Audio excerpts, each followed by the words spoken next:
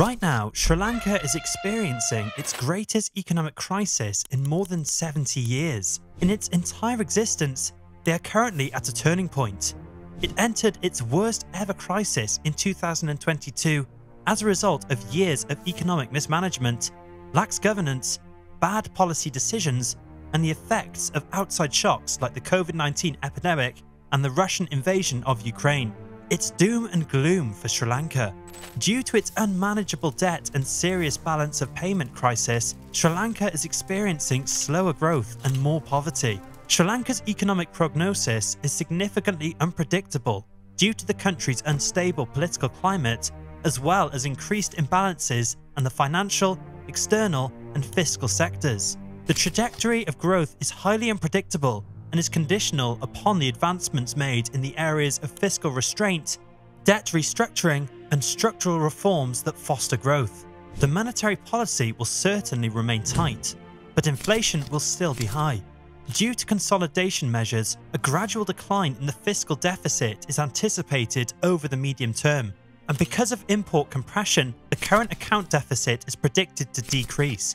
In 2023 and beyond, more resources will be required to bridge the external financial deficit. 25% of people are expected to live in poverty throughout the coming years.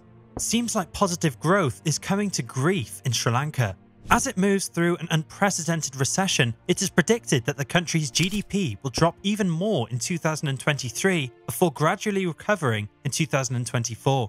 The economy continued to struggle with debt restructuring and balance of payment issues, resulting in a 7.8% contraction in 2022 and a projected 3% contraction in 2023. Amidst declining private lending, input shortages, and supply chain disruptions, the industries that struggled the most were construction, manufacturing, real estate, and financial services.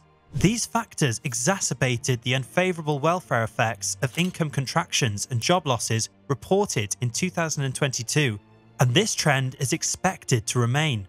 The fat is hitting the fire. If you like this video so far, please consider liking and subscribing to the channel.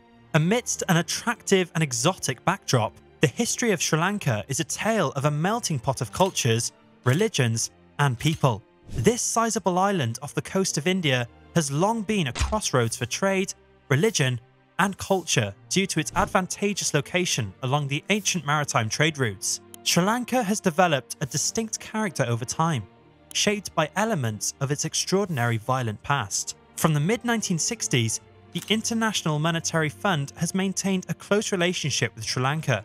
Approximately 33 years of the previous 56-year span were spent under IMF macroeconomic control. However, lawmakers have consistently portrayed the IMF as a neo-colonialist organization and declined to carry out measures that would have been controversial in the short run, but would have been advantageous for the country's macroeconomic stability in the long run. Is this a Himalayan blinder or what? Following the end of the Civil War in 2009, it witnessed a significant post-war boom in its economy. As the nation's security was bolstered and its infrastructure was updated, the economy began to revive. However, it turned out that this surge was only transitory and the growth could not last longer than 3 years. The GDP growth rate fell sharply by 2012, from over 8% to about 4%, and how it never quite recovered to reach the early 2010s peak. A large-scale public investment project that is costly to develop and operate, but does not yield enough benefit or economic returns to offset its costs, is referred to as a white elephant. Sri Lanka ultimately decided to pursue a number of these projects in the 2010s, with finance provided by Chinese banks. It wasn't an exception to the world's fight to contain the COVID-19 pandemic, which marked the end of an era. But the island nation's economy faced an even more dire period because it was so dependent on tourism and the export of rubber and tea. In order to prevent the economy from taking an even worse turn, the pandemic also forced the government to raise budgetary expenditures. The memories of Sri Lanka's long-lasting civil war, which started in 1983 and concluded a little more than 10 years ago, linger in the country's present.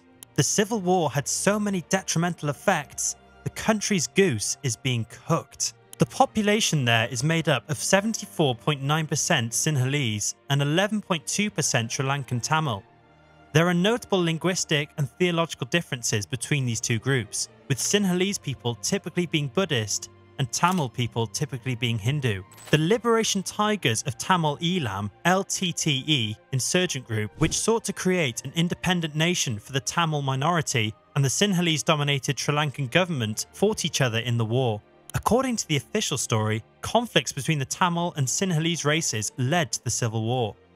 But the war also symbolised British imperialism's shadow. Seems like Sri Lanka will come down to British colonialism like a ton of bricks. Between 2018 and 2021, Sri Lanka's governmental debt to GDP ratio increased from 91% to 119%.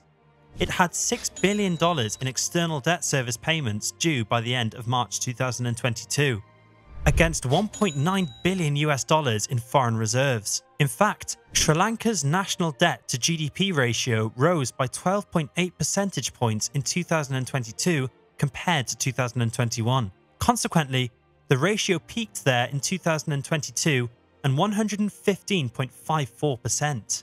Due to the unsustainable nature of debt servicing, there are political and economic ramifications. As a preventative measure, Sri Lanka temporarily halted payments on its foreign debt on April 12, 2022, while it awaited an IMF rescue. Due to this, Sri Lanka can receive a downgrade to restrictive or selective default from international rating agencies. It's like Sri Lanka is cutting its own throat. The crisis there is the result of both poor policy decisions and foreign economic shocks. Due to the significant economic shock caused by COVID-19, the economy contracted by 3.6% in 2020, and 500,000 more people became impoverished, largely in the metropolitan areas and consisting of both formal and informal sector workers. The Russia-Ukraine crisis shocked the economy as the economic recovery got underway, resulting in double-digit inflation. In addition, against the US dollar, the Sri Lankan rupee has dropped 44% in 2022.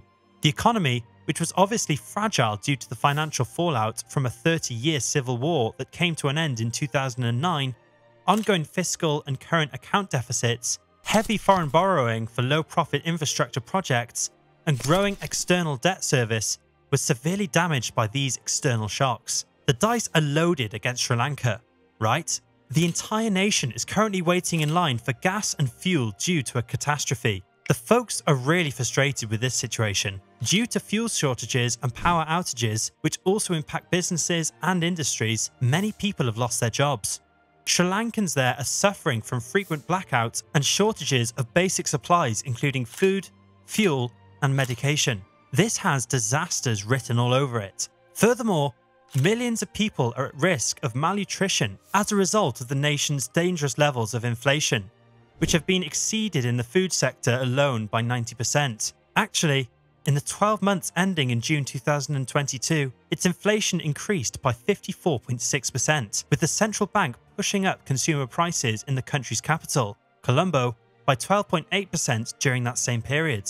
Due to exorbitant expenses, many Sri Lankans have turned to unhealthy coping strategies, including eating fewer or less nourishing meals. Numerous other issues have resulted from this, including a rise in school dropout rates. Alarm bells start to ring. In addition, it lacks the foreign exchange necessary to purchase necessities from outside, particularly prescription drugs.